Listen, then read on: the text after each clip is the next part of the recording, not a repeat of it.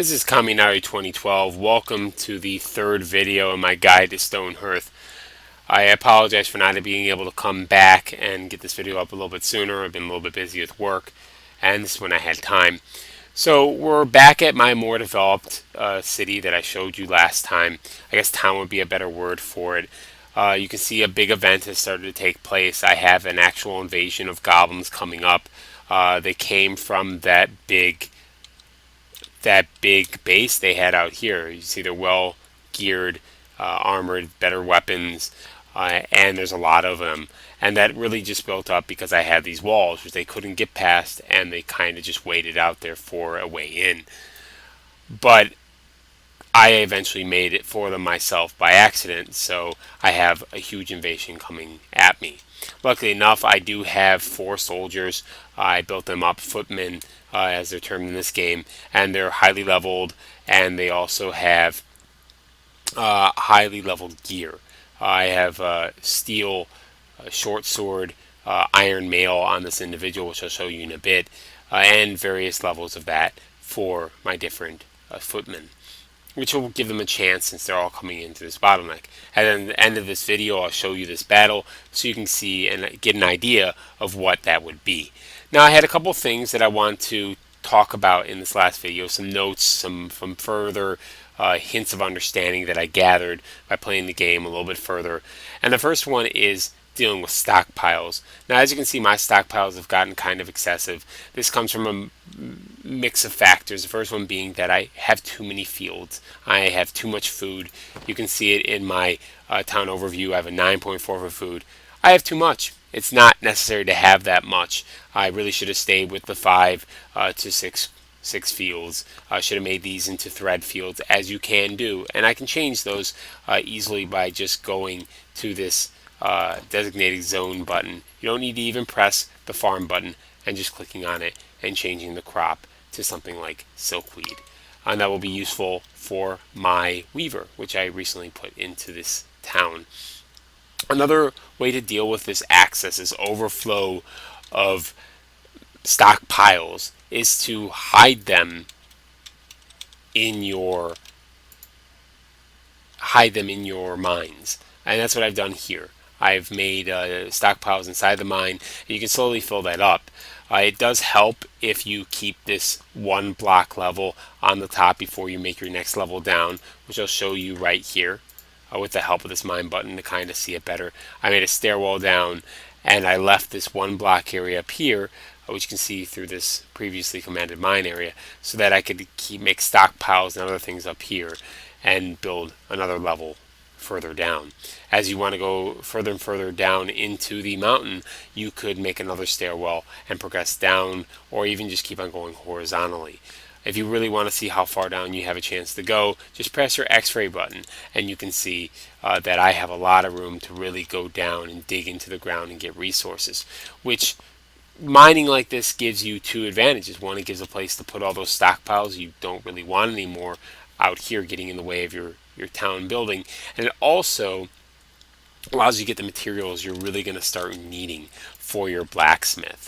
Now, that's the second thing I want to talk to you about, was your blacksmith. Now, when you get to the blacksmith level, you're going to feel like you're not able to actually build anything, and that's a lot to do with the base requirements for these higher level things. So, for example, the iron mail, which has a 7 defense. Now, that's fantastic. I have 1 soldier with that, and that really makes him very strong compared with anything else out there. Problem is, it requires 4 iron ingots, a bolt of leather, and thread. Now, thread and the bolt of leather are very easy to come by, but these iron ingots are not. They require 2 iron ore and 1 wood, and you're just not getting the iron ore at that quick a speed. So you need to keep on digging down, down, down to find it. Maybe horizontally as well. I don't think depth is a part of it, but you get a lot more stone, copper, bronze. I get a lot of that. I don't really get a lot of iron ore. I've actually had better chance making steel ore for some reason, but that just might be my order, because obviously it does take more ingredients. Coal is kind of hard to come by, and it must have been in my mind, because iron ore is another ingredient here. Making the higher level weapons. This is the strongest weapon you can make. It's in level 8. It's an 18 attack. You want to go for the longer one if you can. It does require 2 more. Length, distance does help in combat. It allows you to hit faster because you can hit them before they get close to you. Obviously, it requires a high level up. I haven't gotten there with this blacksmith, but that is a possibility. I will mention that while I'm talking about just gear, you can look at your weaver, and your weaver gives you a good alternative for higher level armor with relatively little requisite for rarer materials, and that is building a thick leather vest. Now you have to level up your character, have her build a lot of bolts of leather, so you have the prerequisites for more of these thick leather vests. You set this field up to silkworms, and you'll immediately start getting that thread coming in. At which point you can really quickly get out a lot of thick leather vests and get your soldiers up to 5 defense. Now the highest you can get is higher than that, obviously, if you go with your blacksmith, with the highest level being 9, but you're going to be halfway there and not stuck at this level below iron, which is hard to make as well. So it's better if you go with your weaver, make your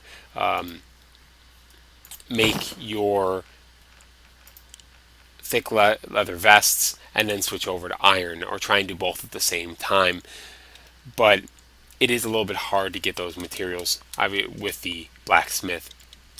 The third thing I want to talk about is building. Now, as you see in the last video, I had a much further completed tower than this, but I had it deleted, removed, so I can try and build another one because it was stuck in a glitch and wasn't building any further. And that was because of a bunch of scaffolds over here, which were a little bit too close to the water for the game to really appreciate. Additionally, this time I built it too close to the wall, and this is probably why it hasn't completed, and it's completely glitched out to the point where I can't really do anything with it. So I suggest at least 2 blocks away from anything on either side is your safety distance for scaffolding and just building in general. But while we're talking about building, I will show you how to get rid of buildings you haven't yet completed. Now, clicking on building gives you a good diagram of what's still in construction, what's part way through construction, and you really see what things are going to be. Like, for example, that hole in the ground I showed you earlier is actually going to be filled with the 1 block necessary to make a road. But what we're looking at right now to see if you can get rid of buildings and still removing them, the key is just clicking on your build button and just clicking on that building you want to get rid of and clicking remove. That's all you have to do.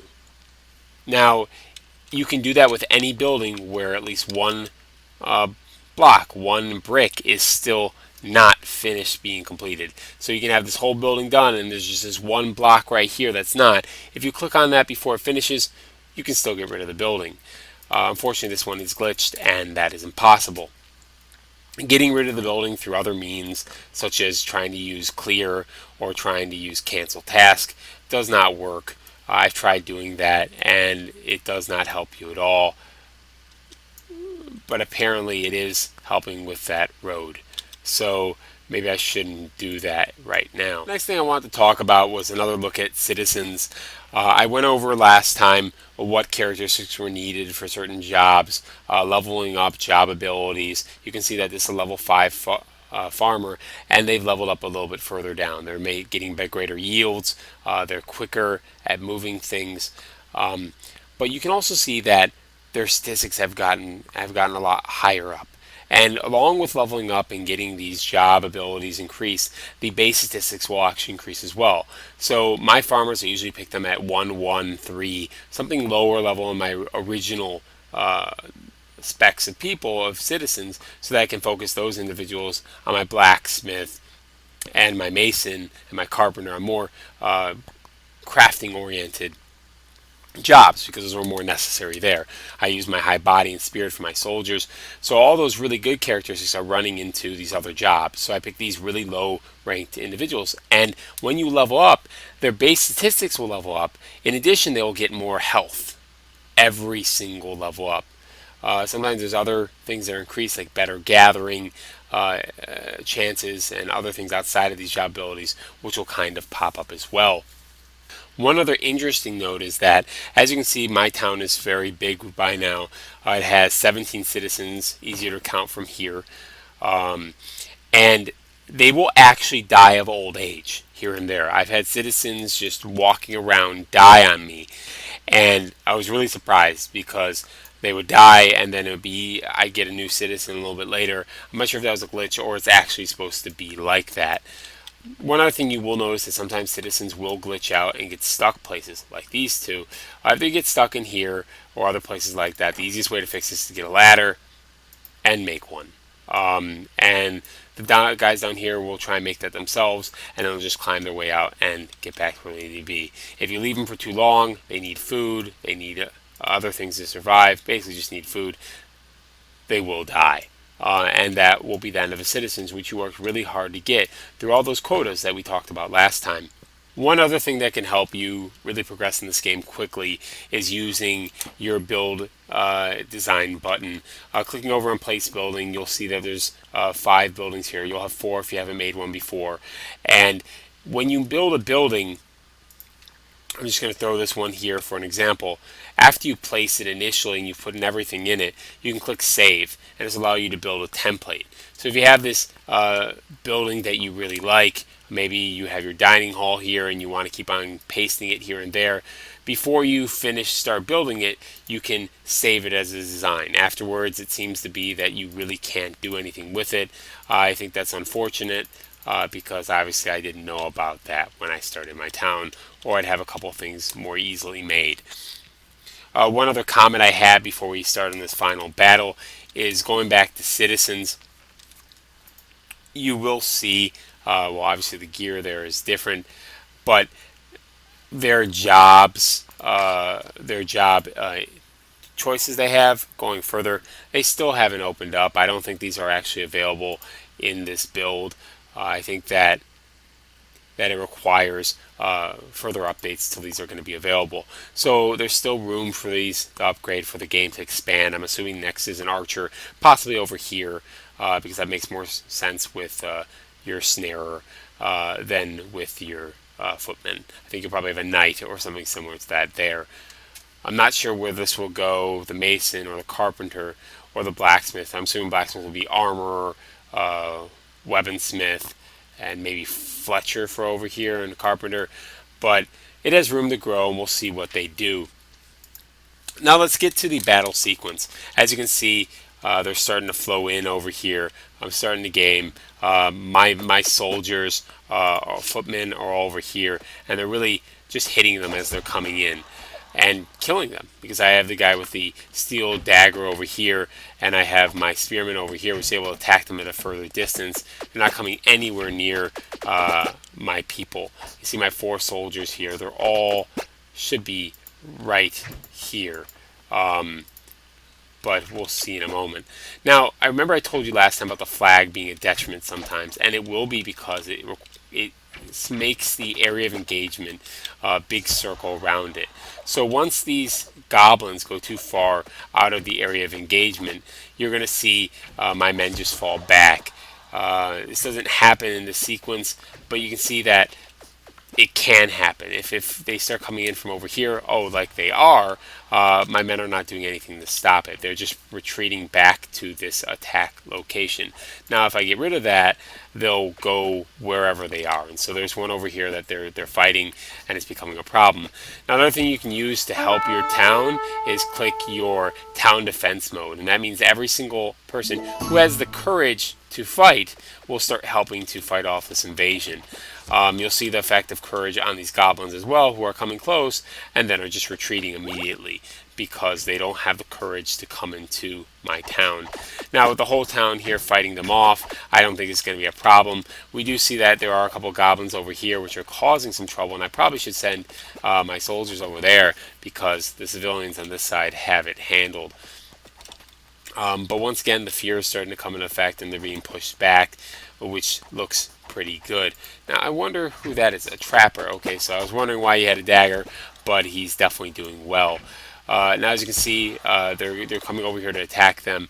My regular civilians are all too afraid. This guy's higher level than them. He has some kind of gear. This one actually might be in danger, so I have to bring these guys over here, or my civilians might actually die, because even though they'll kill him, they might actually be killed, or one or two might be killed in the process. They don't have the real attack power to damage him. And luckily enough, my townspeople, since I have 17, are providing a pretty good defense. Not to mention the AI hasn't gone all out on me. Most of their higher level people are over here, though my civilians might be getting a little bit too aggressive in their stances. Because while most of them are running, if I get into a dangerous situation, they might just come back at me. And right now they're fighting the Goblin Chief, which is very highly geared up. He has a giant bone mace, which has packs a wallop, as they say. I had, in a previous save, I lost 2 soldiers to him when they just went out here by themselves. Luckily this time I have a lot of my men here. All my soldiers are attacking him at once, and we might actually be able to take him down and loot his camp. So yay, we defeated the chieftain. Ow, it hurts. Tell my sheep, me loves her always. Well, that's a little bit creepy.